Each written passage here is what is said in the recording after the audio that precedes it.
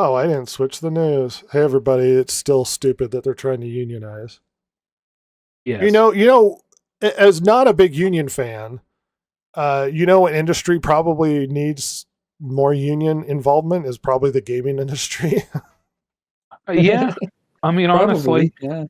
Because they are taken advantage of in a huge way, and their work conditions and overtime, and then they don't pay them the overtime that they're supposed to be due, and it's due to some degree some sort of collective bargaining with some of these awful companies like EA. So in Ubisoft, there's been a lot of Ubisoft news. I'm going to give you as basic an information as I can. I don't have depth information, but this first one made me really, I thought it was funny because an Ubisoft boss believes that generative AI is the big revolution for games and will be the shift, as was the shift to 3D. They made a generative AI game and bragged about how great it was, and they had like a demonstration, which should be great. You're looking forward to AI making our games now? No, I don't like that. So the stock unhalted, and there's been a lot of smoke and mirrors as to what happened, why they halted the stock. I don't know for sure because I haven't sifted through the numbers and the wheres and whys of how things have been going. So the best thing I can tell you is, as far as I read, the reason for the halt is they were claiming the revenue from selling a chunk of their company to China as part of revenue, and they couldn't count it as revenue because it would show as their pocketbooks being a lot like their gains that quarter is being a lot lower than it actually was, because they were counting that sale as revenue, I guess, and that was tax inappropriate. So they had to redo things because it definitely would make their revenue that quarter seem really awesome if they counted the hundreds of millions that they sold part of their company for. God. Shady French business, huh? Yeah. On top of that, we got some weird buzz stuff, like hype stuff, out of their quarterly report. Oh, God. Let's see. Despite not releasing exact sales numbers for the game, Ubisoft says Assassin's Creed Shadows is overperforming compared to its expectations. Which we can't verify because we don't have exact sales numbers. Right. Despite touting 3 million players in 1 week and the second highest day on sales revenue in Assassin's Creed franchise history, Ubisoft played coy with the actual sales numbers for Assassin's Creed Shadows. If they were good, why wouldn't you tell us what your sales numbers are? Instead, all of the focus of what they've been talking about with that game has been telling us the number of players, not the number of sales. Oh, God. Yeah. Since the player count also includes players who picked it up via subscription to Ubisoft Plus, this has led to speculation that the game didn't perform quite how Ubisoft wanted it to. However, with the release of its latest financial results, Ubisoft says the Assassin's Creed franchise exceeded our expectations and has overperformed, Ubisoft says. And the year to date, Assassin's Creed has generated 211 million session days. What the hell does that mean? Yeah. Hey, can I pay for this with session days? Yeah. Oh. Which is 35% higher than the last 2 years' average. Okay. Hey, isn't Ubisoft Plus on one of the higher versions of Game Pass? Yeah, you get Ubisoft and therefore Plus. Shadows? I don't know if Shadows is on Ubisoft Plus. I can't remember. I hope it is. I'm pretty sure. I might have to go down that journey. Of course, I'll be counted in their successful player numbers. They're already lying about it. Don't worry. Listen, generating saying bold-faced lies. I will add to the million of session days added. One more session day, please. What weird corporate speak is this? Oh my God, just baffling. Shadows has benefited from the launch of New Game Plus mode, which was widely anticipated by the community. How is New Game Plus a thing to tout on your earnings report? Looking forward, Ubisoft reckons Assassin's Creed Shadows will reach a broader audience with its launch on the Switch 2. The Switch 2 is not that big a set. What a bigger audience with the Switch 2. People love third-party games on Nintendo. Come on. Yeah. And they definitely perform better on the Nintendo console. Every time. That's what I've heard. Yeah, not worse, but better. Yeah. And it's set to arrive on the platform at the beginning of next month. The company also noted that the Valley of Memory update for Assassin's Creed Mirage gave the game a massive boost, doubling player activity. Player activity, not sales or whatever, and enabled the game to reach the 10 million player mark. What does that mean? Did it doubling player activity from 1 to 2 or? Yeah. Well, yeah, no, I mean, could be. It could have been. It doubled it, all right? So Jeez. 10 million people have played the game since its launch? Individuals? Can you confirm that these are individual people? Where these numbers are coming from? Listen, I don't know why you need to be so specific, Red. I mean, the numbers say the numbers are good, so... Apparently, Shadows... Go ahead. I was going to say, Bill from accounting says that the numbers are good, and we trust him. Well, Bill from accounting also need to have a quick lecture on what he needs to report, so don't ask me too many goddamn questions. Apparently, Shadows overperformed Assassin's Creed Odyssey, but not Valhalla, which Ubisoft dubbed as the launch of as a perfect storm. Meanwhile, Circana estimated that Shadows was the best-selling game in the U.S. for its first 3 weeks in the U.S. All right. Once again, more concrete numbers. Yeah, I mean, not to be smug and have an agenda against Ubisoft because we are not classically fans, but it's hard to believe your numbers when you give us no numbers. Yeah. Well, like Assassin's Creed Odyssey came out during COVID, didn't it? I think so. I mean, I don't know if I believe that. Assassin's Creed, Mr. Ubisoft. Old Ubisoft Joe over there. Yeah. Excuse me, they're French. Why Ubisoft Jean. Oh, no, it came out before COVID. Excuse me. Valhalla must have been during COVID, which explains its killer numbers. Yeah. Yeah, I think you're right. And also, Vikings were super hot.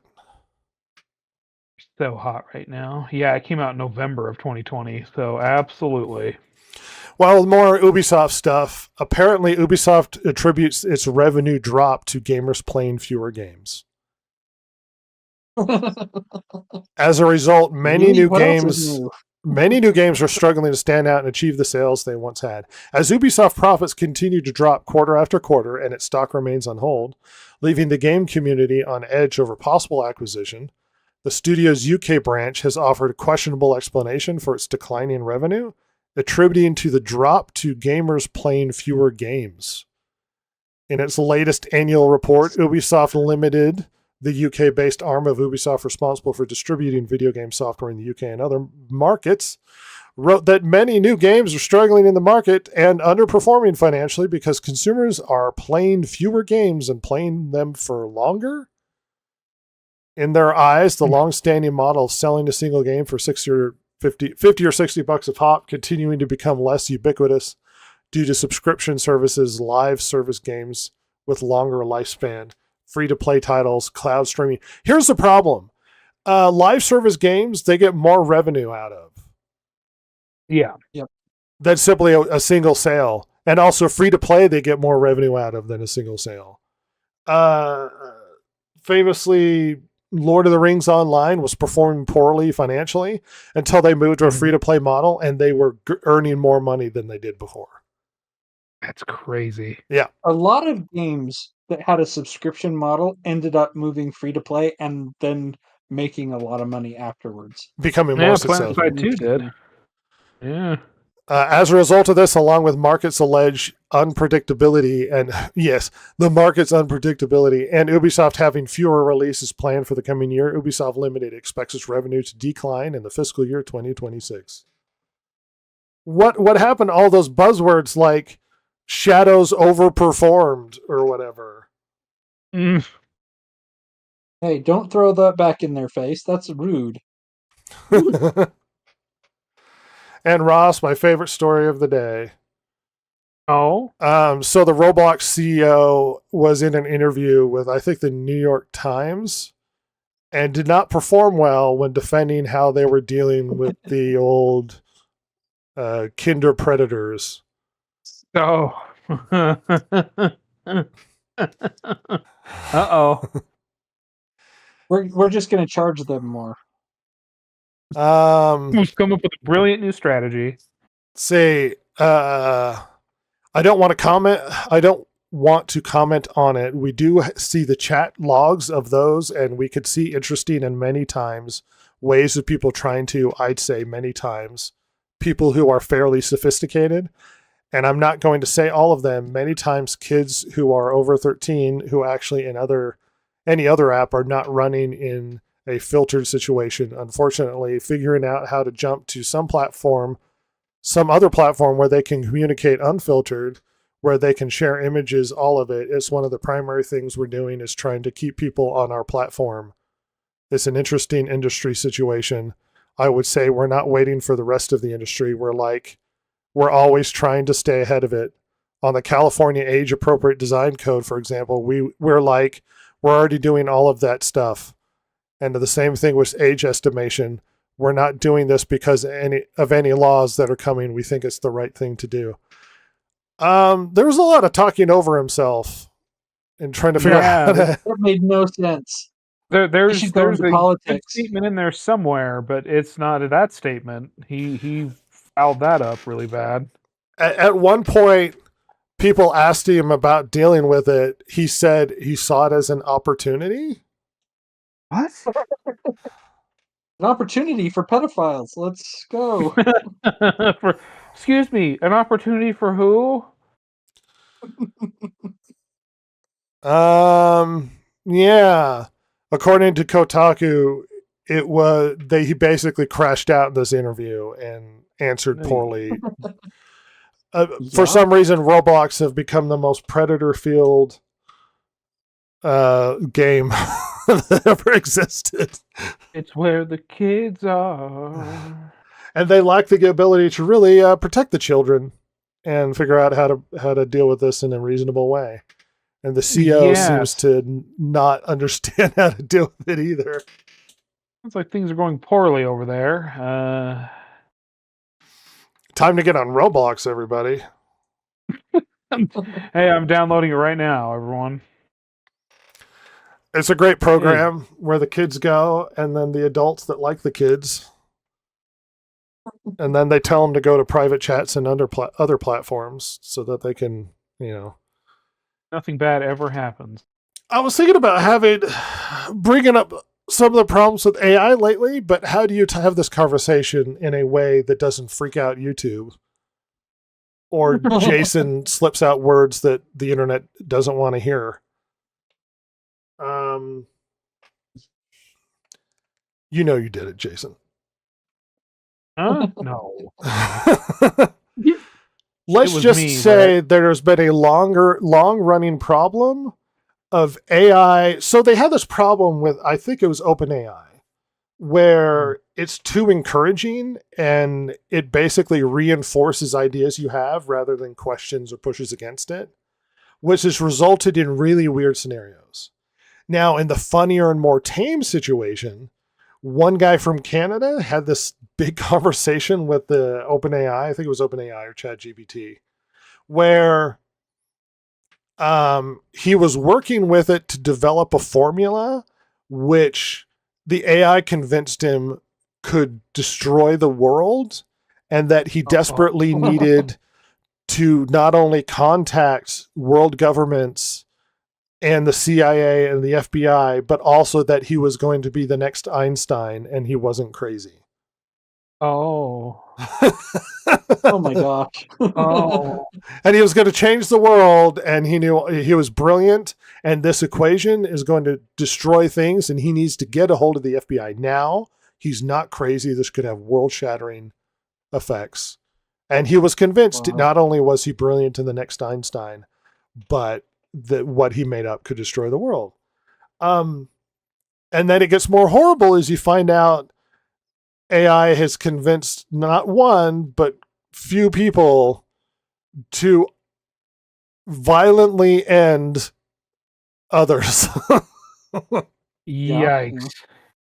One guy finished his mother, who has a wealthy home. He's in his 50s and she was in her 80s in Connecticut, and she has all this money, and he offed her. One kid was convinced to off his parents. Oh my God. One person was convinced to end himself. And even the AI was weirdly encouraging and offered to teach him how to tie a rope. Oh my God. My Lord. Uh-oh. That's not good. The future is horrible.